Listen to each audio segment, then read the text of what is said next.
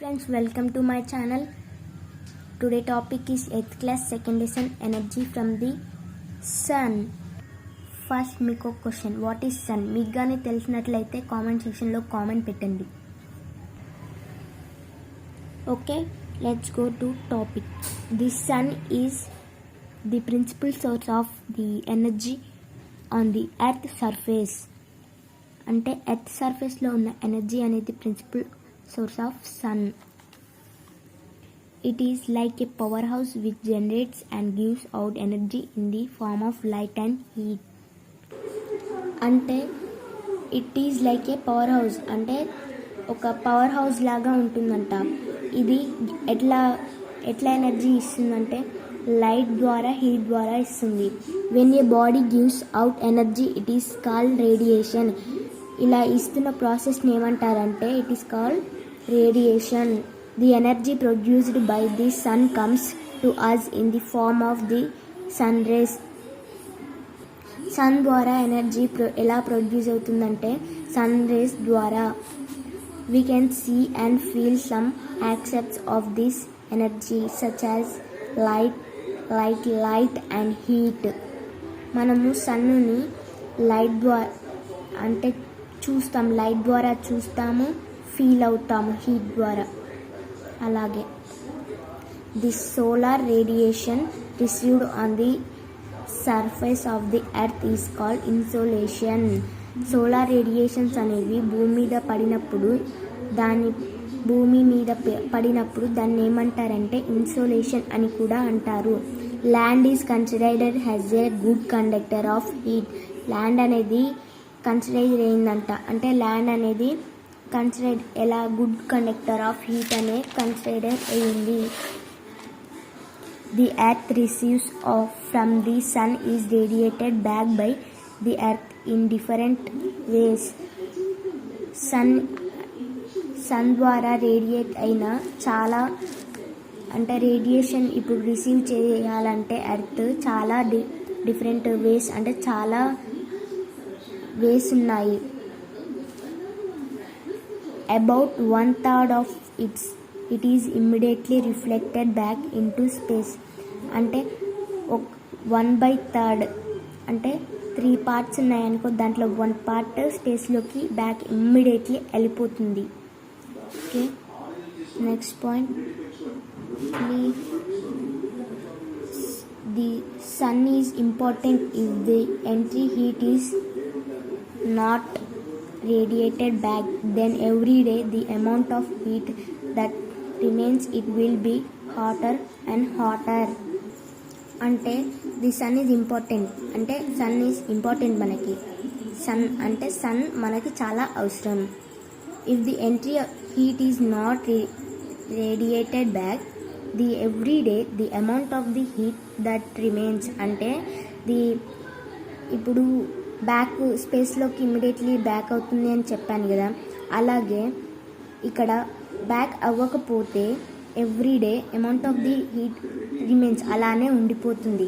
అప్పుడు ఏమైందంటే it will be hotter and hotter, అంటే ఇంకా వేడిగా ఉంటుంది.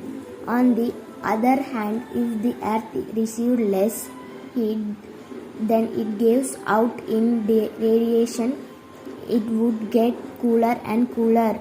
ఒకవేళ అదే ఇప్పుడు బ్యాక్ అవ్వకపోయినా ఎర్త్ లెస్ హీట్ తీసుకున్నా, అంటే తక్కువ హీట్ తీసుకున్నా, అప్పుడు ఏమైంది, తక్కువ హీట్ అంటే కూలర్ అండ్ కూలర్ వస్తుంది. Some gases like carbon dioxide prevent radiation of the heat from this earth. అంటే కొన్ని గ్యాసెస్ ఉంటాయి కార్బన్ డైఆక్సైడ్ లాగా, ప్రివెంట్ రేడియేషన్ అంటే రేడియేషన్లో కూడా కార్బన్ డైఆక్సైడ్ అలా గ్యాసెస్ ఉన్నాయంట. Heat from the earth. Carbon dioxide in the atmosphere increases due to increasing use of diesel and petrol. Carbon dioxide అట్మాస్ఫియర్లో increasing అవుతుంటే డ్యూ టు దానివల్ల increasing అయిపోద్ది diesel and petrol అనేది.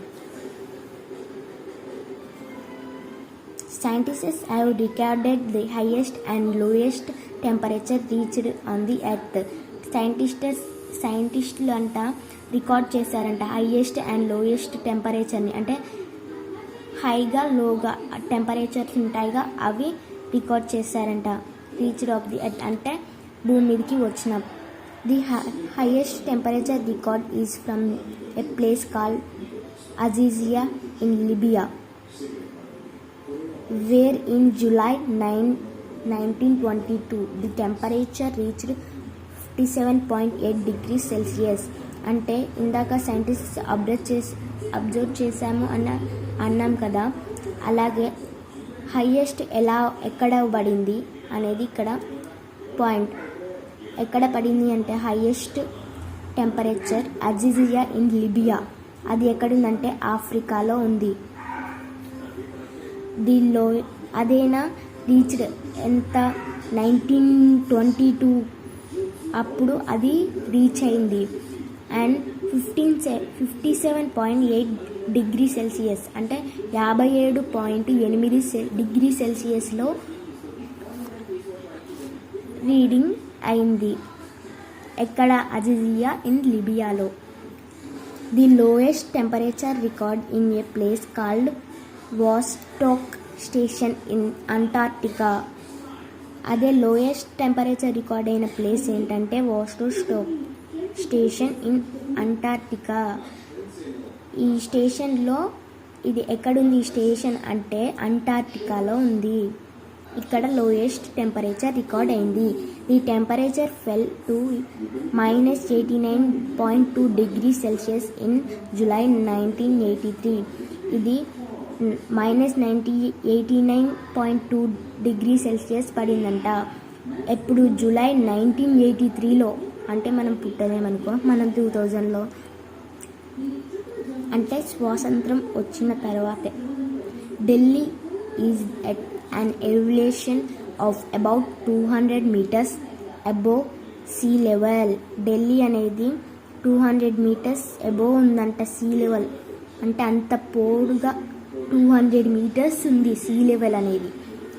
While Shimla is at an elevation of about 2200 meters above sea level. షిమ్లాలో 2200 meters above ఉంది sea level. Usually for every 1000 meters increasing in evolution. అంటే ఎవల్యూషన్లో every 1000 meters increasing అయింది. The temperature falls by about 6.42. అక్కడ temperature 6.42 ఉంది. Why is the north cooler in winter question ఉంది. ఇప్పుడు నేను చూడండి, బాక్స్ తీసి మీకు ఎక్స్ప్లెయిన్ చేస్తాను. Look at the following table.